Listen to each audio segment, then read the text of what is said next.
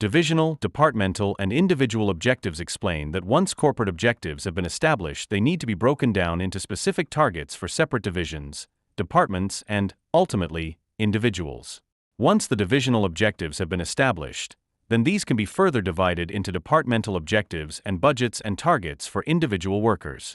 This process is called management by objectives, MBO. Management by objectives is a method of coordinating and motivating all staff in an organization by dividing its overall aim into specific targets for each department, manager, and employee. SMART objectives are specific, measurable, achievable, relevant, and time-bound goals that help businesses achieve their desired outcomes. Here is a breakdown of each component and how they can be applied in a business scenario. Specific means the objective should be clear and focused on a specific outcome. For example, increasing sales revenue by 10% in the next quarter. The objective should be quantifiable so that progress can be tracked and measured. For example, tracking the revenue increase on a weekly or monthly basis. The objective should be realistic and attainable with the available resources and capabilities. For example, setting a target that is not achievable with current resources will only lead to frustration and demotivation. Relevant means the objective should align with the overall mission and goals of the business. For example, increasing sales revenue should align with the overall goal of growing the business.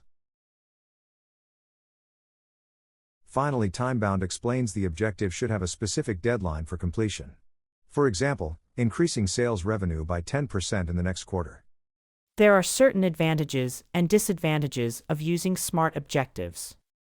The advantages include: SMART objectives provide a clear and concise framework for goal setting and decision-making, providing clarity. Moreover, SMART objectives help businesses stay focused on their priorities and avoid distractions. Lastly, SMART objectives can be motivating for employees as they provide a sense of direction and purpose. On the other hand, the disadvantages include SMART objectives being too rigid and inflexible, making it difficult to adapt to changing circumstances. Furthermore, SMART objectives can be complex and time-consuming to develop, especially for businesses. An example of applying SMART objectives in a business scenario could be a retail store that wants to increase its customer base.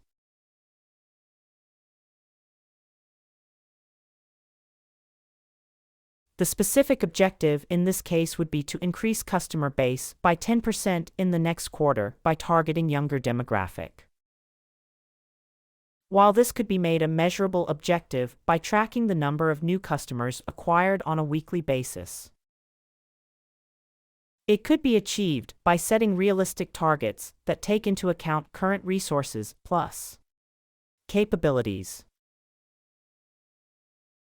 The objective of increasing customer base must align with the overall goal of growing the business. Finally, the objective of achieving the target of 10% increase must have a deadline, for instance, by the next quarter.